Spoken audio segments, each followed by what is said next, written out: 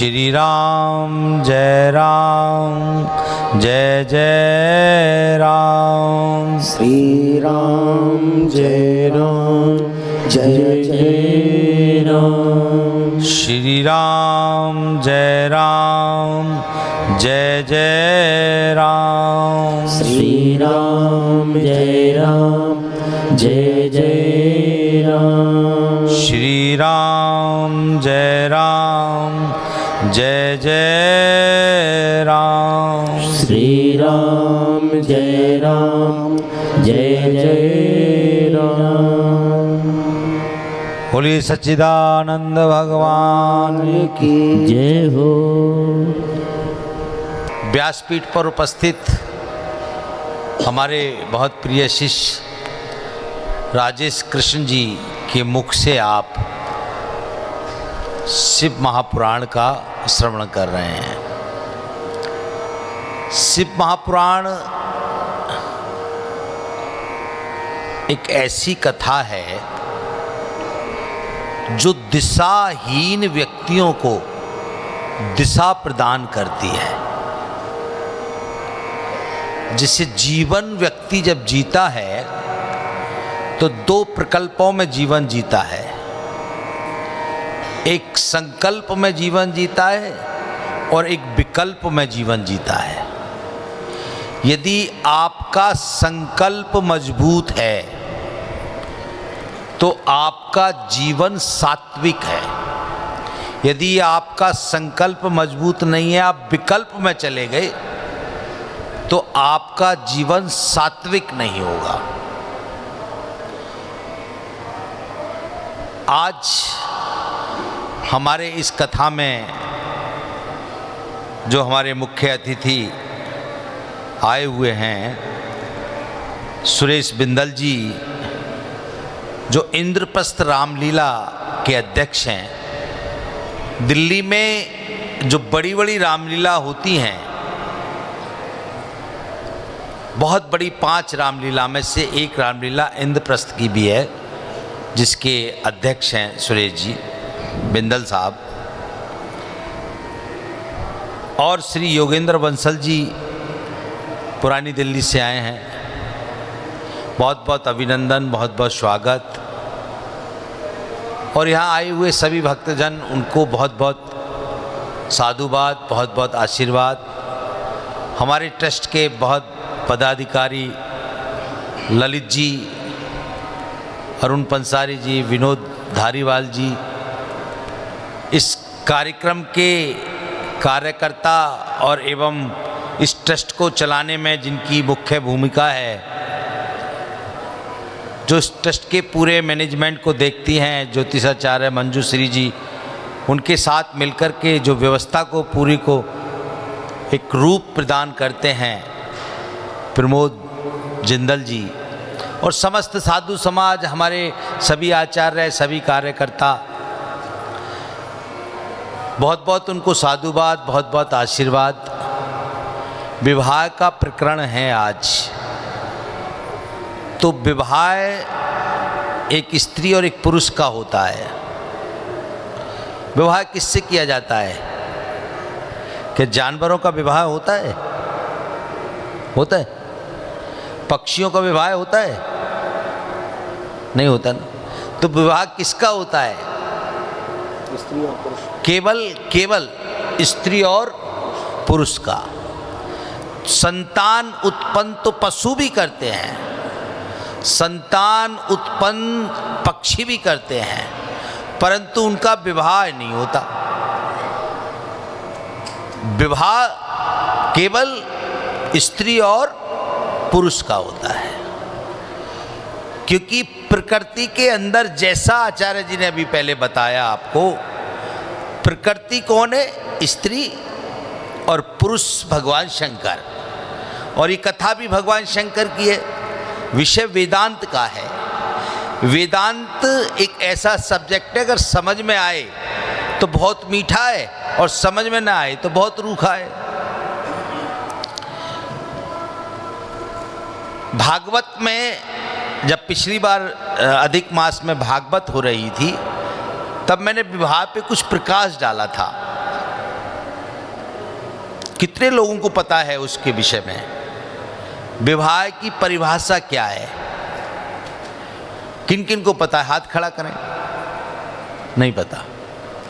जैसे कुछ लोग सुन के इस कान से सुनते हैं, इस कान से सब्जेक्ट को निकाल देते हैं। अच्छा, एक बात बता दीजिए कि विवाह सबने किया ही है, जितनी भी देवियां बैठी हैं और जितने पुरुष बैठे हैं, दो चारों को छोड़ के सबने विवाह किया होगा।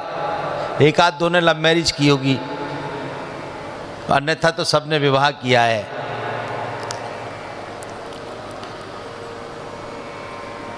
पहले हम अपने अतिथियों का स्वागत करें, उसके बाद संकल्प और विकल्प और विवाह, ये 3 टॉपिक पे बात करेंगे। संकल्प और विकल्प और विवाह। तो सबसे पहले मैं मंच पर आमंत्रित करूंगा अपने ट्रस्ट के पदाधिकारी ललित जी आए, अरुण जी आए और विनोद जी आए और मंजूश्री जी आए और प्रमोद जी आए, और हमारे जो मुख्य अतिथि हैं दोनों सुरेश जी और योगेंद्र जी, उनको प्रमोद जी आप से सम्मान लेके आइए। और रजत जी, देखिए एक व्यक्ति देखो बहुत प्रिय होता है ना, कभी कभी हनुमान जी की किस्सा सुनाता हूँ। हनुमान जी का एक किस्सा सुनाऊंगा रजत जी तुम्हारे ऊपर, बहुत अच्छा। आप आइएगा, स्वागतम। आइए। नमः शिवाय ओम नमः शिवाय, हर हर भोले नमः शिवाय। नमः शिवाय ओम नमः शिवाय, नमः शिवाय ओम नमः शिवाय। नमः शिवाय ओम नमः शिवाय, हर हर भोले नमः शिवाय। नमः शिवाय ओम नमः शिवाय, हरे हरे भोले नमः शिवाय। नमः शिवाय ओम नमः शिवाय, हर हर भोले नमः शिवाय। नमः शिवाय ओम नमः शिवाय, हरे हरे भोले नमः शिवाय। नमः शिवाय ओम नमः शिवाय, हर हर भोले नमः शिवाय। नमः शिवाय ओम नमः शिवाय, हरे हरे भोले नमः शिवाय। नमः शिवाय ओम नमः शिवाय, हर हर भोले नमः शिवाय। नमः शिवाय ओम नमः शिवाय, हरे हरे भोले नमः शिवाय। ओम नमः शिवाय ओम नमः शिवाय, हर हर भोले नमः शिवाय। नमः शिवाय ओम नमः शिवाय, हरे हरे भोले नमः शिवाय।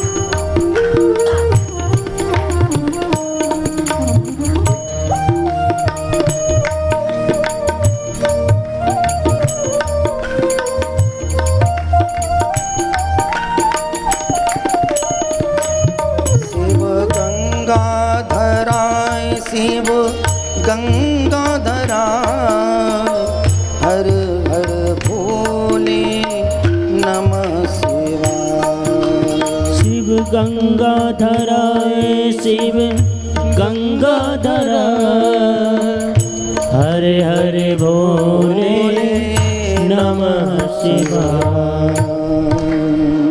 बोलिए सच्चिदानंद भगवान की जय। व्यक्ति का जब जन्म होता है तो जन्म होता है परिवार में, जन्म होता है परिवार में। जिस परिवार में वो रहता है उसका बचपन व्यतीत होता है, पढ़ाई शिक्षा संस्कार ये सब ग्रहण करता है, उस कम्युनिटी को कहते हैं परिवार। जब इंडिविजुअल अपना व्यक्तित्व उसका डेवलप होता है, जब वो अपने इंडिविजुअल परिवार में प्रवेश करता है, उस जीवन को कहते हैं गृहस्थ जीवन।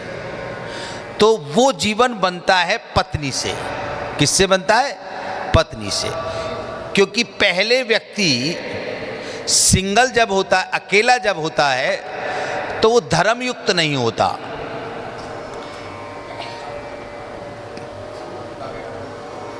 धर्मयुक्त कब होता है? जब वो धर्म पत्नी से जुड़ता है। किससे जुड़ता है? धर्म पत्नी से। जब परिवार में रहता है तो जो भी पूजा पाठ परिवार का होता है उसका लाभ उसे 1% मिलता है, सबको बंटता है। परंतु जब वो गृहस्थ जीवन में प्रवेश कर जाता है और उसकी स्वयं की पत्नी आ जाती है जो धर्म के पथ को प्रशस्त करती है, तब उसके द्वारा किया हुआ कार्य उसको 100% प्राप्त होता है। जो भी वो हवन यज्ञ पूजा करता है तो उसका लाभ उसको 100% होता है। क्योंकि धर्म पत्नी जो धर्म के पथ को प्रशस्त करे, जो धर्म के मार्ग पर लेके चले, उसे कहते हैं धर्म पत्नी। परंतु धर्म पत्नी जो हो वो हो संकल्पित, यानी उसका संकल्प मजबूत हो। वो धर्म का पालन कब कर सकती है? जब उसका संकल्प मजबूत होगा। पार्वती ने भगवान शंकर को कब प्राप्त किया? जब पार्वती का संकल्प मजबूत था। नारद जी ने कहा, भगवान शंकर ने परीक्षा की और अन्य लोगों ने परीक्षा ली, परंतु उसका संकल्प नहीं डगमगाया। अगर वो विकल्प में चली जाती तो शंकर का वर्ण नहीं कर पाती। यदि एक नारी अपने आप को संकल्पित कर लेती है तो वो पतिव्रता बन जाती है। पतिव्रत धर्म का पालन करते हुए यदि अपने संकल्प को मजबूत कर ले तो वो सृष्टि के नियम को बदल सकती है। सृष्टि का नियम है जो जीव आता है और आकर के चला जाता है, परंतु कोई मृतक व्यक्ति को जीवित कर सकता है? कोई नहीं कर सकता। मगर मृतक व्यक्ति को भी अगर कोई जीवित कर सकता है तो वो है पतिव्रता नारी। सत्यवान और सावित्री की कथा आती है। सावित्री ने अपने मृतक पति को भी जीवित किया। वो कौन सा बल था? वो पतिव्रत धर्म का बल था। किसका बल था? पतिव्रत धर्म का बल था। कोई बड़े व्यक्ति को छोटा कर सकता है या छोटे को कोई बड़ा कर सकता है? नहीं कर सकता। और ब्रह्मा विष्णु महेश इन तीनों को पुत्र के रूप में एक गंगा जल की छींटा मार के तीनों को पुत्र बना दिया, छोटे रूप में बना दिया। वो कौन थी? माता अनसुईया। उनका कौन सा तप था? उनका तप था पतिव्रत धर्म का। जब नारी पतिव्रत धर्म का अनुसरण कर लेती है तब बनती है वो धर्म पत्नी। जब तक वो पतिव्रत धर्म का अनुसरण नहीं करती तब तक वो पत्नी रहती है, धर्म पत्नी नहीं बनती। पत्नी और धर्म पत्नी, पत्नी और धर्म पत्नी। पत्नी का मतलब जो संकल्प रहित विकल्प में जीती है। विकल्प का मतलब जिसको अन्य सुविधाएं दूसरे लोगों की अच्छी लगती हैं, जिसको अन्य चीज़ें दूसरे की अच्छी लगती हैं, दूसरे का पति भी अच्छा लगता है, वो रहती है विकल्प में। और जिसको अपना पति देवता लगता है, जिसको अपनी वस्तुएं अच्छी लगती हैं, जिसको अपना घर मंदिर लगता है, वो होती है धर्म पत्नी। वो रहती है संकल्प में। तो यदि आप संकल्प में रहेंगे तो आपका घर होगा मंदिर, और यदि आप विकल्प में रहेंगे तो आपका घर होगा सुरग। क्या होगा? अब आप सुरग बनाना चाहते हैं या मंदिर बनाना चाहते हैं? सुरग और मंदिर में परिभाषा क्या है? सुरग किससे कहते हैं? लोग कहते हैं हमारा घर तो सुरग है। सुरग में तो सुरा और सुंदरी, सुरग में क्या चीज उपस्थित है? सुरा और सुंदरी। इंद्र को बहुत सुंदर कन्याओं के साथ इंद्र रहते हैं और सुरा का पान करते रहते हैं। जहाँ सुरा और सुंदरी का भाव है वो घर सुरग है। परंतु जहाँ सुरा और सुंदरी नहीं है, जहाँ धर्म का प्रादुर्भाव है, वो घर मंदिर है। वो घर मंदिर है। मंदिर में सरलता है, मंदिर में विनम्रता है, मंदिर में प्रेम है और मंदिर में स्वच्छता है। जब आप अपने घर के मंदिर में जाते हैं, स्वच्छ होकर के जाते हैं।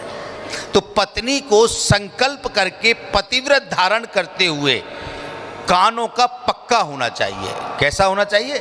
कानों का पक्का। वो अपने पति की बुराई ना करे और ना सुने, उसको कहते हैं पतिव्रत धर्म। उसको कहते हैं पतिव्रत धर्म। अपने पति के साथ पैर से पैर मिलाकर के गृहस्थ जीवन का निर्वाह करे, उसको कहते हैं पतिव्रत धर्म। उसको पतिव्रत धर्म कहते हैं। आपने सीता जी का चरित्र देखा? आप अभी शिव और पार्वती जी का विवाह देखेंगे तो पार्वती शिव की शक्ति कब बनी? तब पार्वती ने पूर्ण रूप से संकल्पित करके अपने आप में, अपने मन में नहीं, अपने आप में, अपने मन, अपनी 5 ज्ञानेंद्री, अपनी 5 कर्मेंद्री, मन और बुद्धि के अंदर भगवान शंकर को धारण कर लिया। तब भगवान शिव की वो शक्ति बनी। तब भगवान शिव की शक्ति बनी। तब स्त्री के हर भाव के अंदर पतिव्रत धर्म का भाव आ जाता है। हर असंभव कार्य को वो संभव कर सकती है। देखिए, शब्दों का बड़ा महत्व है। शब्दों का बड़ा महत्व है। जैसे एक शब्द है नारी के कर्तव्य के विषय में मैं बताता हूँ। जब शादी होकर के घर में आ जाते हैं तो शादी का मतलब है परिवार का संचालन सुचारू रूप से करना और उस परिवार की वंश वृद्धि करना, और वंश वृद्धि में पुत्रों को उत्पन्न करना। पुत्र कैसे? जो माता पिता की आज्ञा का पालन करें, जो समाज का निर्वाह करें, जो समाज को नई दिशा दें, देश का उद्धार करें। ऐसी माताएं पुत्रों को अगर जन्म देंगी तो हमारा देश विश्व गुरु बनेगा। और ऐसे प्रमाण है, ऐसे प्रमाण है, क्योंकि माँ जो है वो सुप्रीम पावर है। और माँ कौन है? किसी की धर्म पत्नी। पुरुषों में एक तत्व है विश्वास। पुरुषों में क्या तत्व है? विश्वास। और उस विश्वास का संकल्प धर्म पत्नी। पुरुष को विश्वास है मेरी पत्नी जो भी निर्णय लेगी सही लेगी, तब वो संकल्पित होकर के सही दिशा प्रदान कर सकती है। जैसे एक नारी पुत्र उत्पन्न करती है, एक नारी लड़का उत्पन्न करती है, एक नारी बेटा उत्पन्न करती है।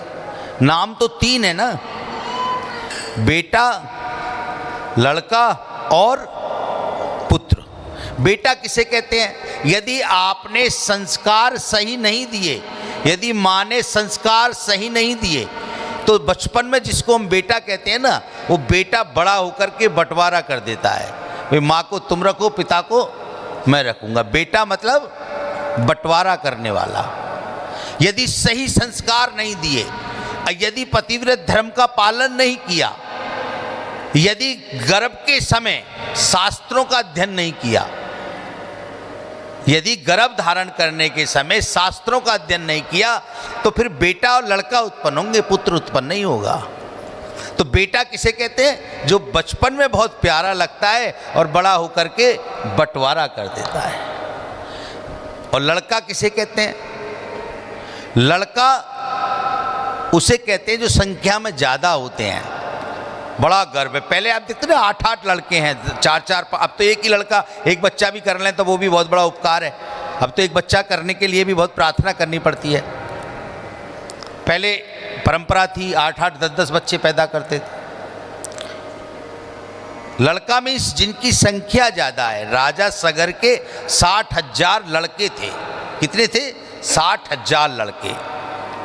लड़का मीन्स लड़ने झगड़ने वाले, जो कहना नहीं मानते, इधर से उधर, उधर से इधर, इधर से उधर कूदते फांदते रहते हैं, कहना नहीं मानते। वो संस्कार कौन देती है? वो भी माँ ही देती है।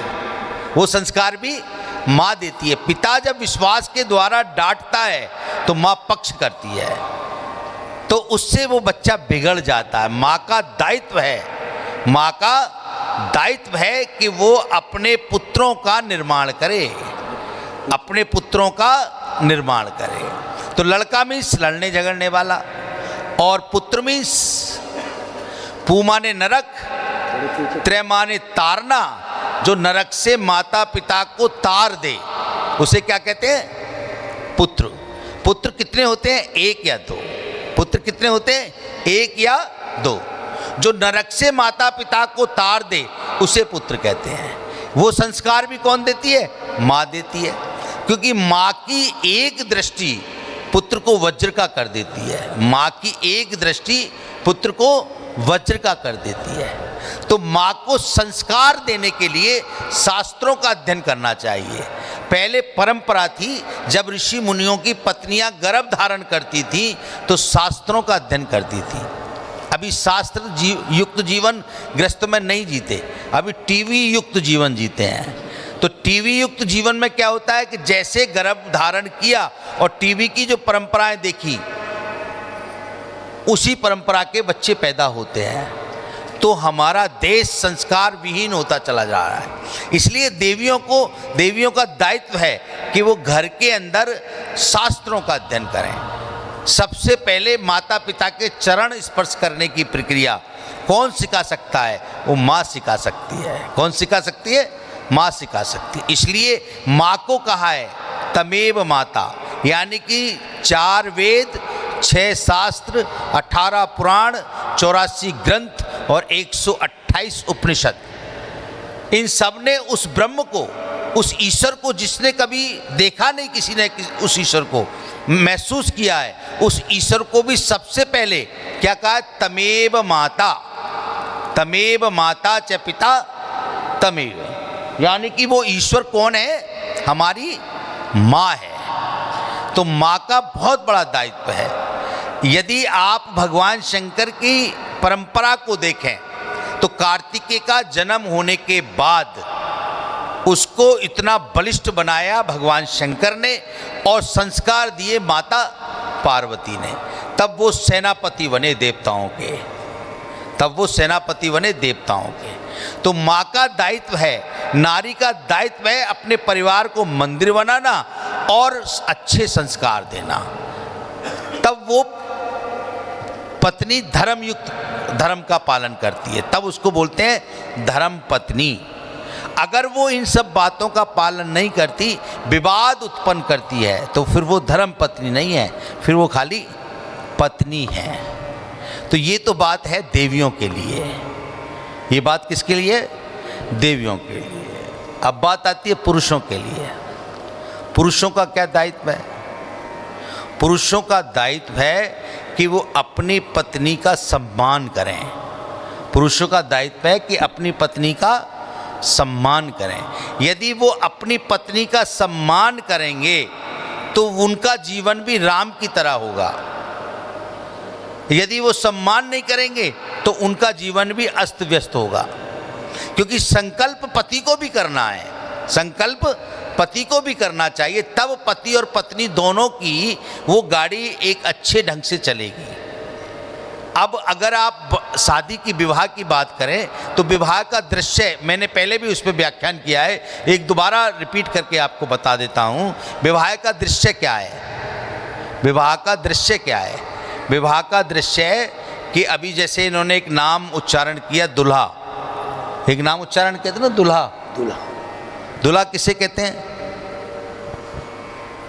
आप लोगों ने फिर शादी नहीं की, बोली सच्चिदानंद, नहीं की ना? की है? तो दूल्हा का शब्द का मतलब नहीं पता आपको? दूल्हा शब्द का मतलब आपको नहीं पता? दूल्हा कहते हैं जो एक कन्या को वरण करने आता है उसको कहते हैं दूल्हा। तो वो आता है किस पे चढ़ के? घोड़ी पे चढ़ के। और जब घोड़ी पे चढ़ के आता है तो बारात आती है ना, बारात आती है। मैं आज मनीष जी को बोल रहा था, आज आचार्य जी ने बड़े सुंदर से कपड़ा पहने हैं, किसी की बारात में आए हैं क्या? मैंने ये बात आचार्य जी को कहा, तो उनका शिव विवाह है, शिव की बारात में आए हैं। बोलिए शंकर भगवान। तो वहाँ उस दृश्य पे अगर आप कल्पना करें तो उस दृश्य में जो मुख्य व्यक्ति है वो कौन है? दूल्हा। मुख्य व्यक्ति कौन है? दूल्हा। और इधर वर पक्ष में तो वो दूल्हा मुख्य है और कन्या पक्ष में दुल्हन। अब दुल्हन की तो इतनी सेवा कि सब लोग दुल्हन के साथ लगे हुए हैं। दुल्हन निकले तो 10-20 लोग उसके साथ में, सहेलियाँ, भाई, माता, पिता, बुआ, सब। और दूल्हा बेचारा ऐसा है कि उसे घोड़ी पे बैठा दिया और आगे बाराती नाच रहे हैं, सब लोग आगे आगे चल रहे हैं, वो अकेला पीछे चल रहा है 500 मीटर दूर, उसे कोई नहीं पूछ रहा। मुख्य वही है, परंतु बारात में 10 लोग आगे नाचते हैं मगर वो बेचारा पीछे चलता है। उसके साथ में कौन चलते हैं? रिजेक्ट, बड़े बूढ़े, वो बेचारे जो बिल्कुल चलने में भी वो चलते बड़े बूढ़े। अरे मुख्य व्यक्ति के साथ ऐसा क्यों? परंतु ये उसका संकल्प, उसको दोहराया जाता है, उसको सिखाया जाता है, उसको बताया जाता है, उसको संकेत दिया जाता है। बाजा जो बैंड बज रहा है उसमें 10 लोग हैं और 10 के स्वर अलग अलग हैं। उसमें एक व्यक्ति है पीपनी बजाने वाला जो 10 के स्वरों को केंद्रित करता है। यदि वो पीपनी बजा करके केंद्रित ना करे तो ढोल अलग बजेगा, बाजा अलग बजेगा और आनंद नहीं आएगा। जब वो एक केंद्रित कर लेता है तब स्वर और ताल मिलकर के वहाँ पर आनंद की अनुभूति होती है। तो ये संकेत दिया जाता है कि भैया अब जब तुम घर में प्रवेश करोगे, गृहस्थ जीवन में प्रवेश करोगे, जब तुम्हारी धर्म पत्नी आ जाएगी तो तुम्हारे परिवार के जो 10 लोग हैं ना बड़े बड़े, उन सबके स्वर अलग हो जाएंगे। नंद का स्वर अलग, सास का स्वर अलग, देवर का स्वर अलग, सबके स्वर अलग अलग हो जाएंगे। और लोग तुमको कहेंगे अब तो पत्नी आ गई है भैया, तुम तो पत्नी के ही हो गए हो, इसलिए तुमको वहाँ क्या काम करना है? तुमको ये काम करना है जो ये पीपनी वाला कर रहा है, जो ये पीपनी वाला कर रहा है, पीपनी बजा करके सबको एक स्वर में लेके चल रहा है। अगर तुमने पूरे परिवार को एक स्वर में लेके चले तो जो आनंद यहाँ आ रहा है वही आनंद तुम्हारे जीवन में आएगा। बोली शंकर भगवान। ये दृश्य सबने देखा है। अब दूसरा प्रकल्प कि अब बुजुर्ग जो चल रहे हैं, बुजुर्ग भी आगे चलते हैं, वो तो पीछे अकेला ही चलता है बेचारा, इंतजार ही करता रहा है कोई आके पानी की पूछ ले। क्यों बैठे हो घोड़ी पे? बोली सच्चिदानंद भगवान की। ये दूसरा संकेत है कि अगर आप अपने जीवन में, जैसे ये कार्य आपके जीवन का बहुत महत्वपूर्ण कार्य है, बहुत धार्मिक कार्य है, धर्मयुक्त कार्य है, जैसे अगर आप कोई अपने जीवन में कोई भी धर्मयुक्त कार्य करें, भगवान की कथा कराएं, भंडारा करें, पूजा कराएं, गंगा नहाने जाएं, कहीं भी कोई भी अच्छा कार्य करें, उसमें अपने बुजुर्गों को आगे रखें, अपने बुजुर्गों को आगे रखें तो तुम्हारे जीवन में आनंद आएगा, तुम्हारे जीवन में आनंद आएगा। ये विवाह के 2 संकेत हैं। किसको? दूल्हा को। किसको? दूल्हा को। ये दोनों संकेत हैं दूल्हा को। बेटी को क्या संकेत है? जब बेटी वरण करती है तो 7 शब्द दिए जाते ना, 7 वचन। 7 वचन में 4 वचन हैं स्त्री के। कितने वचन हैं? 4। और पुरुष के कितने हैं? 3। और 4 वचन है स्त्री के। स्त्री को 4 वचन मांगती है वो, तब वो वायंग आती है, वो बेचारा 3 वचन में ही स्वीकार करता है जय श्री राम, क्योंकि वंश वृद्धि वहीं से होनी है, गृहस्थ जीवन का प्रभाव वहीं से होना है। तो उसको पहला ये कि सदा करो शंकर पद पूजा, नारी धर्मपति देव ना दूजा। नारी का केवल एक धर्म है, अपने पति को शंकर के समान समझना। सदा करो शंकर पद पूजा, नारी धर्मपति देव ना दूजा। नारी का एक धर्म अपने पति के चरणों को शंकर के समान समझना। माता अनसुईया ने समझा दिया। माता पार्वती से एक प्रश्न किया कि आप तो भगवान शिव की शक्ति हैं, देवताओं को कब आभास हुआ कि भगवती शिव की शक्ति है? जब समुद्र मंथन हो रहा था ना, क्या हो रहा था? समुद्र मंथन में 14 रत्न निकले। कितने रत्न निकले? 14 रत्न निकले। तो 14 रत्न भगवान शंकर ने सबको बांटे, और जब निकला विष, क्या निकला? विष। अब विष को कहें भाई कौन लेगा? लक्ष्मी जी तो विष्णु जी को दे दी, हाथी इंद्र को दे दिया, सब वस्तु सबको दी। अब विष को उसको दें? विष लेने को कोई तैयार नहीं। तो जो मंथन करता है, जो चिंतन करता है, लास्ट का समय तो उसी के पास रहेगा ना। तो भगवान शंकर ने विष को ग्रहण किया। किसने ग्रहण किया? भगवान शंकर ने। जब विष को ग्रहण किया तो जब विष नीचे उतरने लगा, तो मैंने अभी बताया था माता पार्वती ने संकल्प किया था 5 ज्ञानेंद्री, 5 कर्मेंद्री, मन और बुद्धि, इनका वर्ण किया था माता पार्वती, तब वो शिव की शक्ति बनी थी। तो माता पार्वती ने देखा है तो हृदय पे उतर गया अगर, तो हृदय तो मेरा है, हृदय तो मेरा है। तो भगवती ने कंठ पे ही रोक दिया, भगवान शंकर के कंठ पे हाथ रख के विष को रोक दिया। वो कौन सी शक्ति थी? वो पतिव्रत धर्म की शक्ति थी। तो नीलकंठ हो गए भगवान। कौन हो गए?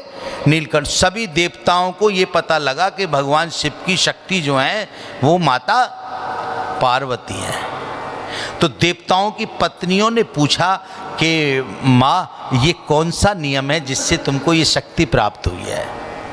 ये कौन सा नियम है जिससे तुमको ये शक्ति प्राप्त हुई है? तो माता पार्वती बताने लगी, कितनी देवियां चाहती हैं कि उनको भी ऐसी शक्ति प्राप्त हो और वो ऐसा नियम करें। कितनी देवियां चाहती हैं। तो अब ये बात समझने के लिए शर्मिंदगी किस बात की? ऐसे हाथ उठाना चाहिए, हम चाहते हैं कि हमें भी ये शक्ति मिले। ठीक है, तब तो पता लगेगा।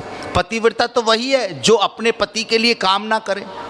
तो माता पार्वती से जब प्रार्थना की तो माता पार्वती ने वही बात बताई कि सदा करो शंकर पद पूजा, नारी धर्म पति देव ना दूजा। नारी का केवल एक धर्म है, अपने पति के चरणों को शंकर के समान समझना।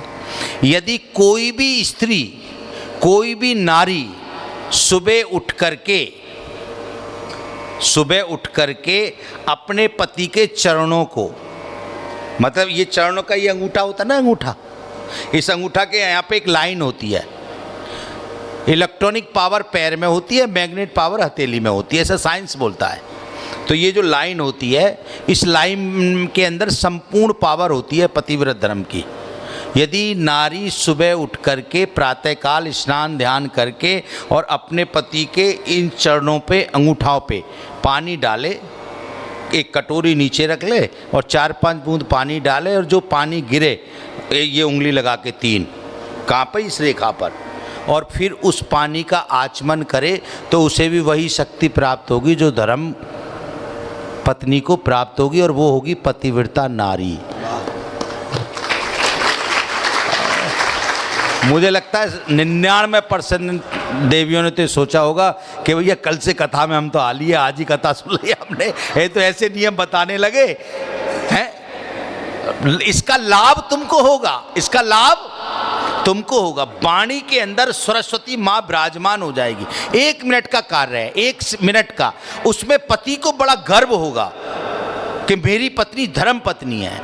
और पति, जैसे पत्नी आज्ञाकारी होती है, फिर पति भी आज्ञाकारी हो जाएगा, क्योंकि इस कलयुग में चरण धोके पी रही है, इससे ज़्यादा और क्या चाहिए है। परंतु ऐसे करने के लिए संकल्प चाहिए। क्या चाहिए? संकल्प चाहिए, विकल्प नहीं, संकल्प चाहिए। क्या चाहिए? संकल्प चाहिए। तो ऐसा नियम करना कैसे बताया मैंने? प्रमोद जी की साली जी आई हैं, एक बताएं क्या बताया था मैंने अभी? मैंने एक अंगूठा को लेके और उसके अंदर जो ये रेखा है उस पे 3 उंगली ऐसे लगाएं, नीचे कटोरी रखें और 3 बूंद पानी की डालें और उसका आचमन कर लें, तो उससे पतिव्रत धर्म के अंदर शक्ति मिलेगी। आप अपने पति को हर संकट से बचा सकती हैं। ये आपके जीवन का लक्ष्य है, ये आपके जीवन का लक्ष्य है, यही आपका संकल्प है।